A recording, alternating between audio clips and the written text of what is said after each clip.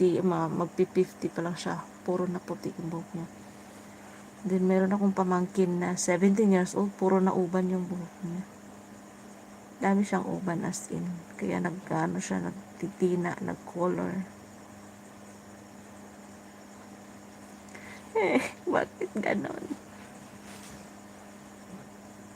Good evening, dong.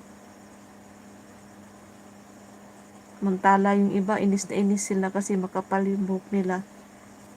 And then, mga kulot.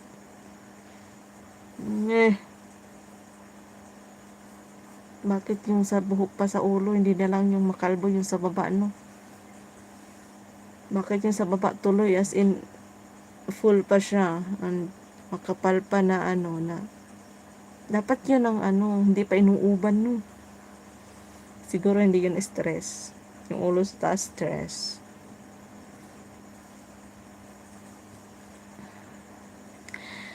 Kasi like that, only 35 videos. Ganun nga. Pero okay lang yan. Kaysa naman wala kang ulo. Ay.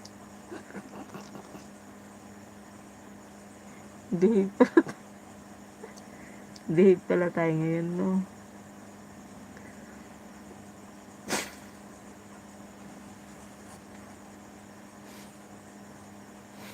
Buibi Santo. Okay lang yan, kaysa naman wala tayong ulo.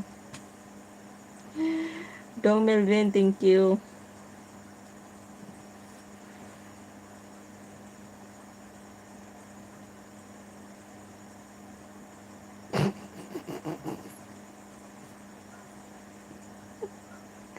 Dihig pala eh.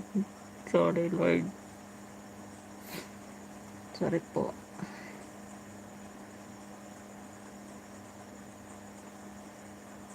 Pinugay-bugay na po ka dahil.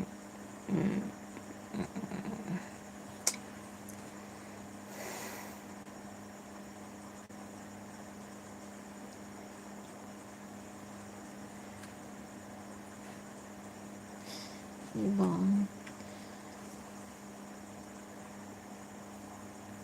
Subog na natin yung buhok natin na yan.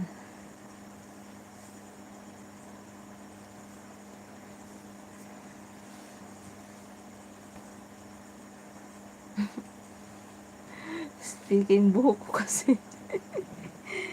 Yung buhok kasi pansin nila.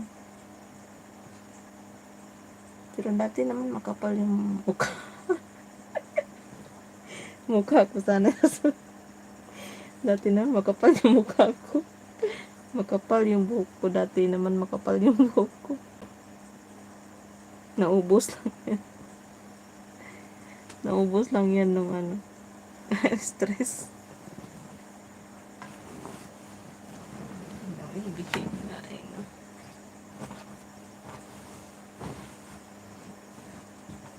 Pagalitan na.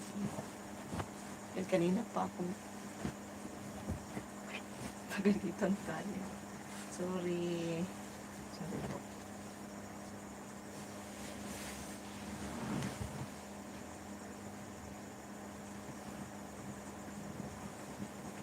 Sorry. Pwede ba?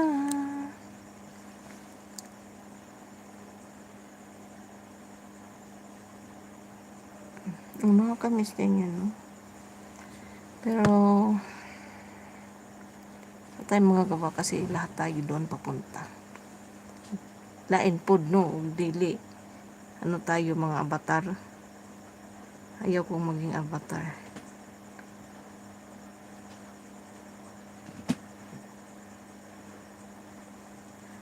Nakakaano lang yung mga sino ba yun?